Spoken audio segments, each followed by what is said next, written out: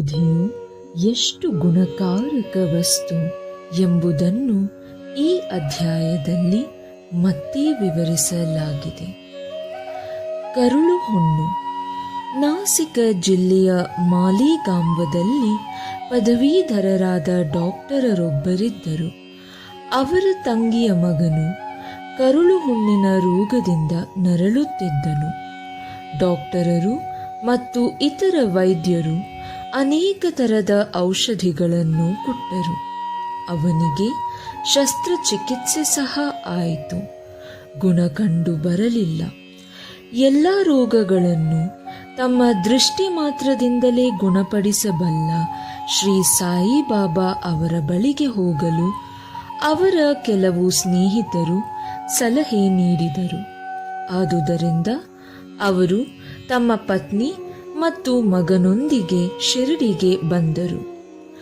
ಮಗನನ್ನು ಬಾಬಾ ಅವರ ಚರಣಾರವಿಂದಗಳಲ್ಲಿಟ್ಟು ಪ್ರಾರ್ಥಿಸಿದರು. ಆಗ ದಯಾಮಯರು, ಶಾಂತಿ ಸ್ವರೂಪರೂ ಆದ ಬಾಬಾ ಅವರು, ಮಸೀದಿಯಲ್ಲಿ ಶರಣು ಬಂದವರಿಗೆ ಈ ಜನ್ಮದಲ್ಲಿ ಕಷ್ಟ ಬರಲಾರದು. ಈಗ ನೀವು ಕಷ್ಟಮುಕ್ತರಾಗುತ್ತೀರಿ. ಈ ಉಧಿಯನ್ನು ಹುಡುಗನಿಗೆ ಹಚ್ಚಿರಿ. 1 ವಾರದೊಳಗೆ ಗುಣ ಕಂಡು ಬರುತ್ತದೆ. ಪರಮಾತ್ಮನಲ್ಲಿ ನಂಬಿಕೆ ಇಡಿ. ಇದು ಮಸೀದಿಯಲ್ಲ, ದ್ವಾರಕಾಮಯಿ. ಯಾರು ಈ ದ್ವಾರಕಾಮಯಿಯಲ್ಲಿ ಕಾಲಿಡುತ್ತಾರೆಯೋ ಅವರ ಕಷ್ಟಗಳೆಲ್ಲವೂ ನಿವಾರಣೆಯಾದಂತೆಯೇ ಎಂದು ಹೇಳಿ ಸಂತೈಸಿದರು. ಮಗನನ್ನು ಬಾಬಾ ಅವರ ಮುಂದೆ ಕೂಡ್ರಿಸಿದರು. ಬಾಬಾ ಅವರು ಹುಡುಗನಿಗೆ ನೋವಿನ ಜಾಗದಲ್ಲಿ ಕೈ ಆಡಿಸಿ ಅವನ ಕಡೆಗೆ ಪ್ರೀತಿಯ ನೋಟವನ್ನು ಬೀರಿದರು. ಅವನಿಗೆ ಇದರಿಂದ ಸ್ವಲ್ಪ ಗುಣ ಬಂದು ಕೆಲವು ದಿನಗಳ ನಂತರ ಪೂರ್ತಿ ಗುಣವಾಯಿತು.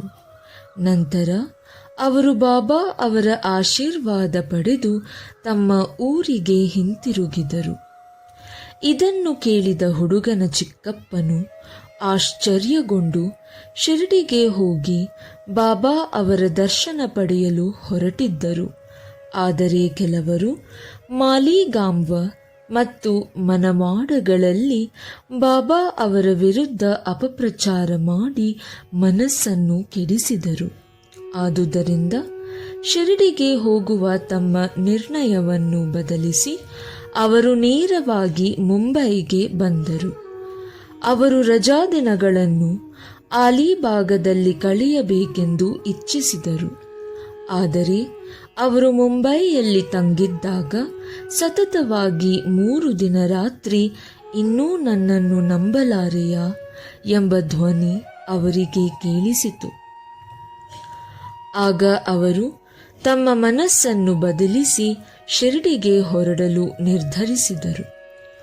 ಆದರೆ ಅಂದು ಅವರು ಬಹಳ ರೋಗದಿಂದ ನರಳುತ್ತಿದ್ದ ಒಬ್ಬ ರೋಗಿಯನ್ನು ಉಪಚರಿಸಬೇಕಾಗಿತ್ತು. ಆದ್ದರಿಂದ ಶಿರಡಿಗೆ ಹೋಗುವುದನ್ನು ಸ್ವಲ್ಪ ಮುಂದೂಡಬೇಕಾಗುವುದು ಎಂದು ಭಾವಿಸಿದರು. ಆಗ ಅವರು ಈ ದಿವಸವೇ ರೋಗಿಗೆ ಗುಣವಾದರೆ ನಾಳೆಯೇ ಶಿರಡಿಗೆ ಹೊರಡುವೆನೆಂದು ನಿರ್ಣಯ ಮಾಡಿಕೊಂಡರು. ಅದೇ ಕ್ಷಣದಲ್ಲಿಯೇ ರೋಗಿಗೆ ಜ್ವರ ಕಡಿಮೆಯಾಗಿ ಸಾಮಾನ್ಯ ಸ್ಥಿತಿಗೆ ಬಂದನು. ಆಗ ತಮ್ಮ ನಿರ್ಧಾರದಂತೆ ಶಿರಡಿಗೆ ಹೊರಟರು. ಮಸೀದಿಯನ್ನು ಪ್ರವೇಶಿಸಿ ಬಾಬಾ ಅವರ ದರ್ಶನ ಪಡೆದು ನಮಸ್ಕಾರ ಮಾಡಿದರು. ಅಲ್ಲಿ ಅವರು 4 ದಿನ ಇದ್ದು ನಂತರ ಬಾಬಾ ಅವರ ಉಧಿಯನ್ನು ಆಶೀರ್ವಾದವನ್ನು ಪಡೆದು ಹಿಂತಿರುಗಿದರು. ಅಲ್ಲಿಂದ ಬಂದ 15 ದಿನಗಳಲ್ಲಿಯೇ ಅವರಿಗೆ ವಿಜಾಪುರಕ್ಕೆ ಮೇಲಿನ ಹುದ್ದೆಗೆ ವರ್ಗವಾಯಿತು. ಈ ರೀತಿ ಅವರಿಗೆ ಬಾಬಾ ಅವರಲ್ಲಿ ಭಕ್ತಿ ನೆಲೆಗೊಂಡಿತು. ಡಾಕ್ಟರ್ ಪಿಳ್ಳಿಯವರು ಬಾಬಾ ಅವರ ಆತ್ಮೀಯ ಭಕ್ತರಾಗಿದ್ದರು. ಬಾಬಾ ಅವರು ಅವರನ್ನು ಬಹಳವಾಗಿ ಪ್ರೀತಿಸುತ್ತಿದ್ದರು ಮತ್ತು ಅವರಿಗೆ ಭಾವು ಎಂದು ಕರೆಯುತ್ತಿದ್ದರು. ಸಮಸ್ತ ವಿಚಾರಗಳನ್ನು ಅವರೊಡನೆ ಚರ್ಚಿಸುತ್ತಿದ್ದರು ಮತ್ತು ಅವರನ್ನು ಯಾವಾಗಲೂ ತಮ್ಮ ಪಕ್ಕದಲ್ಲಿಯೇ ಕೂಡ್ರಿಸಿಕೊಳ್ಳುತ್ತಿದ್ದರು. ಒಮ್ಮೆ ಅವರ ಕಾಲಿಗೆ ನಾರುಗಳಾಗಿ ಬಹಳ ವ್ಯಥೆಯಾಗಿದ್ದಿತು. ವೇದನೆಯಿಂದ ಅವರು ನರಳುತ್ತಿದ್ದರು. ಅವರು ಕಾಕಾ ಸಾಹೇಬರನ್ನು ಕುರಿತು, ನನಗೆ ತಡೆಯಲಾರದಷ್ಟು ನೋವಾಗುತ್ತಿದೆ, ಮರಣವೇ ಲೇಸೆಂದೆನಿಸುತ್ತಿದೆ.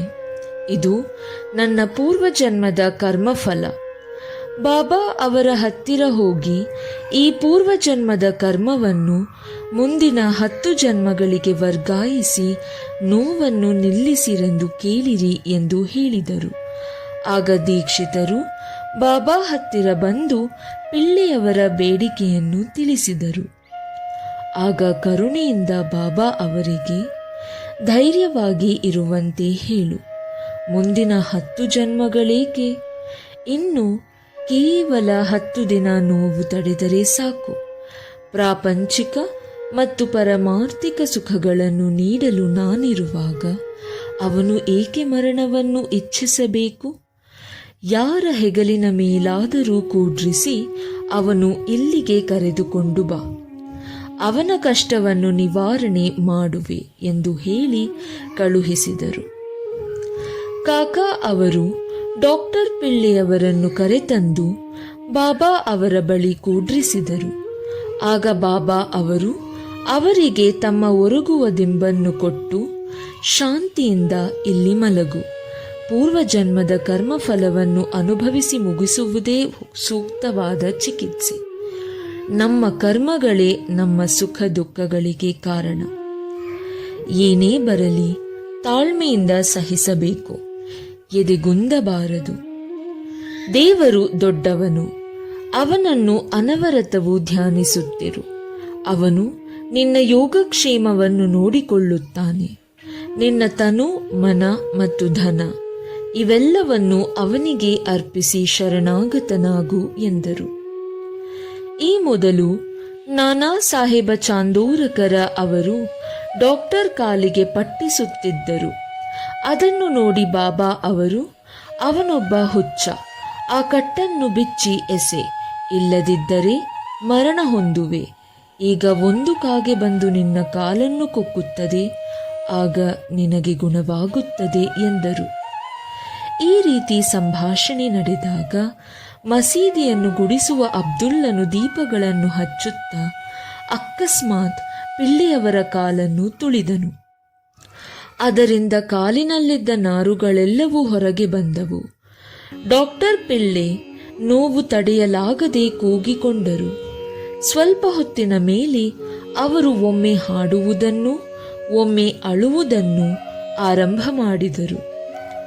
ಆಗ ಬಾಬಾ ಅವರು, ನೋಡು, ಭಾವುಗೆ ಗುಣವಾಗಿದೆ, ಹಾಡುತ್ತಿದ್ದಾನೆ ಎಂದರು.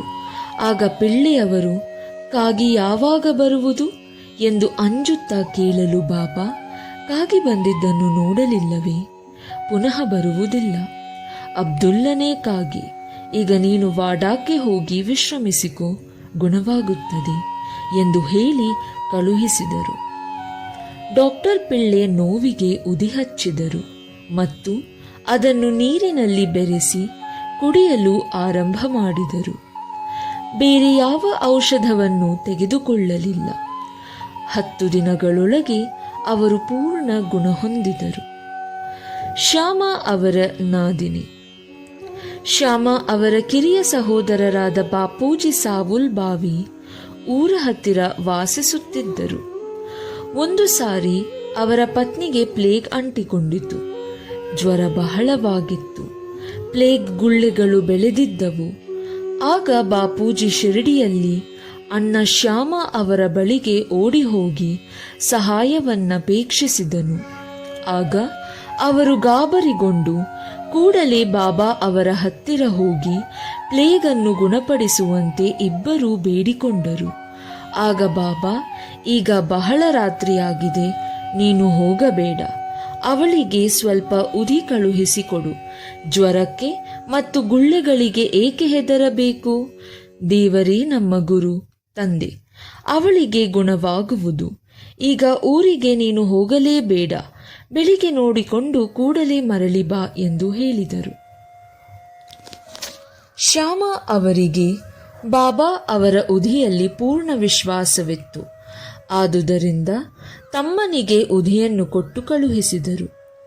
ಆ ಗುಳ್ಳೆಗಳ ಮೇಲೆ ಅದನ್ನು ಹಚ್ಚಿ ಸ್ವಲ್ಪ ಉದಿಯನ್ನು ನೀರಿಗೆ ಬೆರೆಸಿ ರೋಗಿಗೆ ಕೊಡಲಾಯಿತು. ಆ ಕ್ಷಣವೇ ರೋಗಿಗೆ ಮೈಯೆಲ್ಲ ಬೆವರು ಬಂದು ಜ್ವರ ಕಡಿಮೆಯಾಗಿ ನಿದ್ರೆ ಬಂದಿತು. ಮರುದಿನ ಬೆಳಿಗ್ಗೆ ಜ್ವರ ಮಾಯವಾಗಿ ಮನೆಗೆಲಸದಲ್ಲಿ ತೊಡಗಿದ್ದ ಅವಳನ್ನು ನೋಡಿ ಬಾಪೂಜಿಯವರು ಆಶ್ಚರ್ಯಗೊಂಡರು. ಅದೇ ದಿನ ಬೆಳಿಗ್ಗೆ ಶ್ಯಾಮ ಬಾಬಾ ಅವರ ಅಪ್ಪಣೆ ಪಡೆದು ಬಂದು ಅವಳು ಚಹಾ ಮಾಡುತ್ತಿದ್ದನ್ನು ನೋಡಿ ಆಶ್ಚರ್ಯಪಟ್ಟರು. ತಮ್ಮನನ್ನು ಕೇಳಲಾಗಿ ಉದಿಯಿಂದ ಅವಳಿಗೆ ಸಂಪೂರ್ಣ ಗುಣವಾಯಿತೆಂದು ಹೇಳಿದರು. ಆಗ ಬೆಳಿಗ್ಗೆ ಹೋಗಿ ಕೂಡಲೇ ಮರಳಿ ಬಾ ಎಂದು ಬಾಬಾ ಅವರು ಮಾತಿನ ಮರ್ಮವನ್ನು ಶ್ಯಾಮ ತಿಳಿದುಕೊಂಡರು. ಶ್ಯಾಮ ಚಹಾ ಕುಡಿದು ಶಿರಡಿಗೆ ಹಿಂತಿರುಗಿ ಬಾಬಾ ಅವರಿಗೆ ವಂದಿಸಿ, ಹೇ ದೇವ, ನಿಮ್ಮ ನಾಟಕವೇನು? ನೀವೇ ಮೊದಲು ಬಿರುಗಾಳಿಯನ್ನೆಬ್ಬಿಸಿ ನಂತರ ನೀವೇ ಅದನ್ನು ಶಾಂತ ಮಾಡುತ್ತೀರಿ ಅನ್ನಲು ಬಾಬಾ ಕರ್ಮದ ದಾರಿ ಬಹಳ ರಹಸ್ಯವಾದುದು.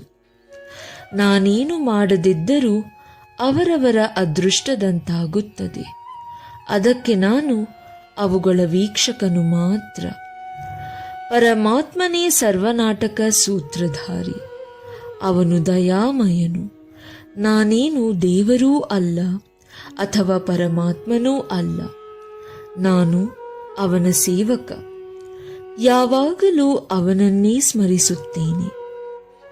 ಯಾರು ತಮ್ಮ ಅಹಂಭಾವಗಳನ್ನು ತಳ್ಳಿ ದೇವರನ್ನು ನಂಬಿ ಅವನಲ್ಲಿ ಶರಣಾಗತಿ ಹೊಂದುತ್ತಾರೆಯೋ ಅವರಿಗೆ ವಿಪತ್ತುಗಳು ದೂರವಾಗಿ ಬಂಧನದಿಂದ ಮುಕ್ತರಾಗುತ್ತಾರೆ ಎಂದು ಉತ್ತರಿಸಿದರು. ಇರಾನಿಯವರ ಪುತ್ರಿ. ಈಗ ಮುಂಬಯಿಯ ಇರಾನಿಯವರ ಅನುಭವ ನೋಡೋಣ. ಅವರ ಹಿರಿಯ ಮಗಳಿಗೆ ಪ್ರತಿ ಗಂಟೆಗೂ ಮಲರೋಗವು ಬರುತ್ತಿತ್ತು. ಆ ರೋಗ ಬಂದಾಗ ಅವಳು ಕುಗ್ಗಿ ಮಾತನಾಡಲೂ ಸಹ ಶಕ್ತಿ ಇಲ್ಲದೆ ಮೂರ್ಛೆ ಬೀಳುತ್ತಿದ್ದಳು. ಯಾವ ಚಿಕಿತ್ಸೆಯಿಂದಲೂ ಗುಣ ಕಾಣಲಿಲ್ಲ. ಕಾರಣ ಅವರ ಕೆಲವು ಸ್ನೇಹಿತರು ಉದಿಯನ್ನು ಶಿಫಾರಸು ಮಾಡಿ ವಿಲೇಪಾರ್ಲಿಯಲ್ಲಿದ್ದ ಕಾಕಾ ಸಾಹೇಬ ದೀಕ್ಷಿತ ಅವರಿಂದ ಅದನ್ನು ತೆಗೆದುಕೊಂಡು ಬರಲು ಹೇಳಿದರು. ಅದನ್ನು ನೀರಿನಲ್ಲಿ ಹಾಕಿ ಅವಳಿಗೆ ಕುಡಿಯಲು ಕೊಟ್ಟರು. ಇದಾದ ನಂತರ ಮೊದಲು ಗಂಟೆಗೊಮ್ಮೆ ಬರುತ್ತಿದ್ದ ರೋಗವು 7 ಗಂಟೆಗಳಿಗೊಮ್ಮೆ ಬರಲು ಆರಂಭವಾಗಿ ಬರಬರುತ್ತಾ ಕೆಲವು ದಿನಗಳ ನಂತರ ಪೂರ್ಣ ಗುಣವಾಯಿತು. ಮೂತ್ರಕೋಶದಲ್ಲಿ ಕಲ್ಲು. ಹರ್ದಾದ ಸಮೀಪ ಒಂದು ಗ್ರಾಮದಲ್ಲಿ ಒಬ್ಬ ವೃದ್ಧ ಗೃಹಸ್ಥರು ಮೂತ್ರಕೋಶದ ಕಲ್ಲಿನಿಂದ ಬಹಳ ನರಳುತ್ತಿದ್ದರು. ಇಂತಹ ಕಲ್ಲುಗಳನ್ನು ಸಾಮಾನ್ಯವಾಗಿ ಶಸ್ತ್ರಚಿಕಿತ್ಸೆಯಿಂದ ತೆಗೆದುಹಾಕುತ್ತಾರೆ. ಆದುದರಿಂದ ಅವರ ಸ್ನೇಹಿತರು ಶಸ್ತ್ರಚಿಕಿತ್ಸೆ ಮಾಡಿಸಿಕೊಳ್ಳಲು ಹೇಳಿದರು. ಆಗಲೇ ಅವರಿಗೆ ಬಹಳ ವಯಸ್ಸಾಗಿ ಕೃಶರಾಗಿದ್ದರು. ಕಾರಣ ಶಸ್ತ್ರಚಿಕಿತ್ಸೆಗೆ ಅವರು ಸಮ್ಮತಿಸಲಿಲ್ಲ. ಆ ಸಮಯಕ್ಕೆ ಸರಿಯಾಗಿ ಆ ಊರಿನ ಇನಾಮದಾರರು ಅಲ್ಲಿಗೆ ಬಂದರು. ಅವರು ಬಾಬಾ ಅವರ ಭಕ್ತರಾಗಿದ್ದುದರಿಂದ ಯಾವಾಗಲೂ ಉದಿಯನ್ನು ತಮ್ಮ ಹತ್ತಿರ ಇಟ್ಟುಕೊಂಡು ಇರುತ್ತಿದ್ದರು. ಕೆಲವು ಸ್ನೇಹಿತರ ಹೇಳಿಕೆಯಂತೆ ಆ ವೃದ್ಧನ ಮಗನು ಇನಾಮದಾರರಿಂದ ಸ್ವಲ್ಪ ಉದಿ ತಂದು ಅದನ್ನು ನೀರಿನಲ್ಲಿ ಹಾಕಿ ತನ್ನ ತಂದೆಗೆ ಕುಡಿಸಿದನು. ಅದನ್ನು ಸೇವಿಸಿದ 5 ನಿಮಿಷಗಳಲ್ಲಿಯೇ ಆ ಕಲ್ಲು ಕರಗಿ ಮೂತ್ರ ರೂಪದಲ್ಲಿ ಹೊರಗೆ ಬಂದಿತು. ಅಂದಿನಿಂದ ಅವರ ಬೇನೆ ಕೊನೆಗೊಂಡಿತು. ಮುಂಬಯಿಯ ಮಹಿಳೆ. ಮುಂಬಯಿಯ ಕಾಯಸ್ಥ ಪ್ರಭುಮತದ ಮಹಿಳೆಯೊಬ್ಬಳಿಗೆ ಹೆರಿಗೆ ಸಮಯದಲ್ಲಿ ಪ್ರತಿ ಸಲ ಬಹಳ ಯಾತನೆಯಾಗುತ್ತಿತ್ತು. ಗರ್ಭಿಣಿಯಾಗಿದ್ದಾಗ ಅವಳು ಬಹಳ ಹೆದರುತ್ತಿದ್ದಳು. ಆಗ ಕಲ್ಯಾಣದ ಸಾಯಿ ಭಕ್ತ ಶ್ರೀರಾಮ ಮಾರುತಿ ಅವರು ಮುಂದಿನ ಹೆರಿಗೆಗೆ ಶಿರಡಿಗೆ ಅವಳನ್ನು ಕರೆದುಕೊಂಡು ಹೋಗುವಂತೆ ಅವಳ ಪತಿಗೆ ಹೇಳಿದರು. ಅವಳು ಗರ್ಭಿಣಿಯಾದಳು. ದಂಪತಿಗಳೀರ್ವರು ಶಿರಡಿಗೆ ಬಂದು ಬಾಬಾ ಅವರ ಸೇವೆ ಮಾಡಹತ್ತಿದರು. ಹೆರಿಗೆ ಸಮಯ ಬಂದಿತು. ತಡೆಯಲಾರದಷ್ಟು ನೋವಾಯಿತು. ಏನೂ ತೋಚಲಿಲ್ಲ. ಅವಳು ಬಾಬಾ ಅವರನ್ನು ಪ್ರಾರ್ಥಿಸಿದಳು. ಆ ಸಮಯಕ್ಕೆ ಸರಿಯಾಗಿ ಪಕ್ಕದ ಮನೆಯ ಹೆಂಗಸೊಬ್ಬಳು ಬಂದು ಬಾಬಾ ಅವರನ್ನು ಪ್ರಾರ್ಥಿಸಿ ಸ್ವಲ್ಪ ಉದಿಯನ್ನು ನೀರಿಗೆ ಬೆರೆಸಿ ಕುಡಿಸಿದಳು. ಕೇವಲ 5 ನಿಮಿಷಗಳಲ್ಲಿ ಸುಖವಾಗಿ ಹೆರಿಗೆಯಾಯಿತು. ಆದರೆ ಕೂಸು ಮಾತ್ರ ಗರ್ಭದಲ್ಲಿಯೇ ಮರಣ ಹೊಂದಿತ್ತು. ಸುಖವಾದ ಹೆರಿಗೆ ಆಗಿದ್ದರಿಂದ ಬಾಬಾ ಅವರನ್ನು ಹೃತ್ಪೂರ್ವಕವಾಗಿ ದಂಪತಿಗಳು ವಂದಿಸಿದರು. ಶ್ರೀ ಸಾಯಿ ಪ್ರಣಾಮ.